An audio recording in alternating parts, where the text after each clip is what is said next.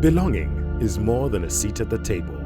It's knowing that who you are, as you are, is welcome, valued, and seen. At Liberty, we've always said, humans welcome. But now, we are going deeper by showing what it really means when humans belong. This is Humans Belong, a storytelling series about identity, possibility, and the power of perspective. You'll hear from Liberty colleagues with disabilities, but this isn't about struggle. It's about truth, about the beauty of difference, about the dignity of being seen.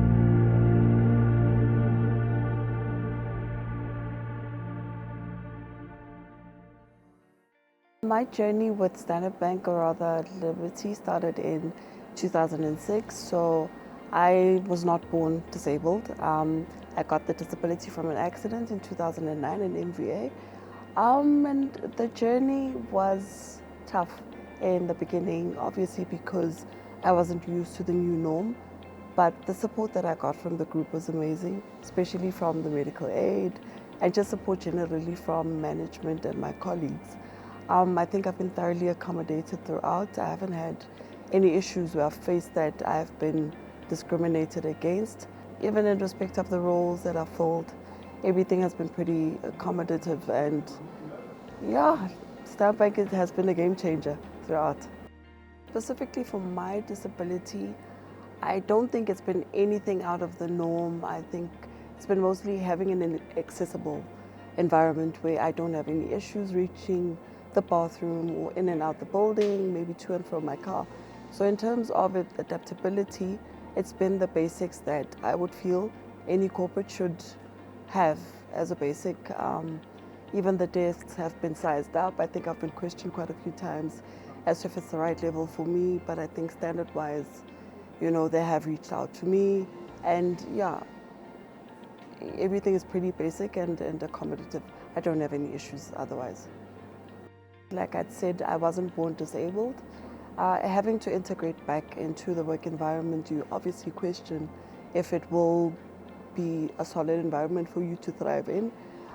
They've supported me. I think I've had quite a few health scares that could have probably ended my life, but with the support, I think psychologically, physically, management has been there for me in terms of organizing coaching and counseling sessions and just being supportive even when I was in and out of hospital.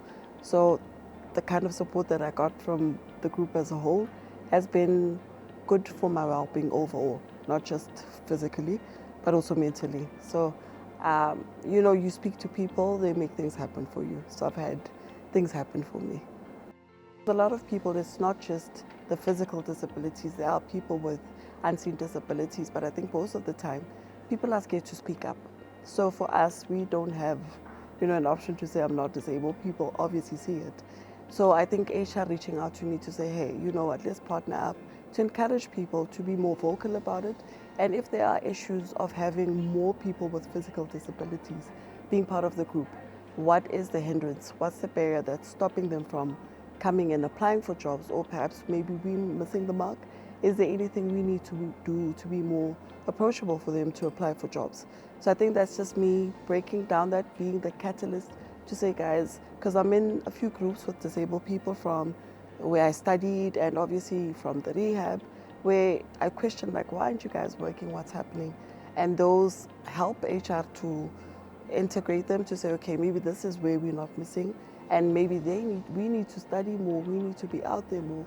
So that's the initiative to say, how can we bridge the gap to see where we're missing the mark to reach the percentage and obviously have like a bigger force of differently able people. I would say let's be more intentional with the efforts that we make to say we want this, show people, because I think for me, I wasn't aware of certain initiatives that were happening, and for me it's an obvious. I'm the go-to guy for things like this to say, okay, do you know of anyone? So I think the group can be a bit more intentional and more visible in the initiatives that they're pushing out to be more inclusive. We're a big group, and obviously we have our footprint in corporate to say we're one of the big corporates. So why not be the game changers to say we are inclusive of anything and everyone who wants to be part of the group? It mustn't be an all-exclusive thing that's so far off for every basic human being to say. It becomes a dream for someone to say, I've always dreamt of working for Standard Bank. I've always dreamt of working for Stanlib. And when it can happen for me, that's the thing. It's not something that's so far off. So let us be part of the community and say, this is happening, it's there, you can do it. So for me, I feel that let's be one of the big guys in that initiative. It becomes a tick box exercise if there's no one intentional about something. It's something that we know we need to do. But if there isn't a dedicated person to say, this is my job, this is what I'm passionate about, this is what I want to do, it falls through. So for me, let it be something intentional. You speak about it, let it not just be hearsay. Let's see what you want and find someone who is part of it, who is it, to make it more believable, I guess. Belonging is important because it creates a sense of community. We all want to be part of something that makes you feel happy and fuzzy on the inside. So belonging in a place and not feeling like an outsider gives you that sense of, I want to wake up and come to work and be part of it. I think for me, that's one thing that's always driven me. I am part of a community of amazing people who haven't made me feel otherwise about myself. So it's very important that you find people who believe in you and you believe in them to create that environment for yourself, or community rather.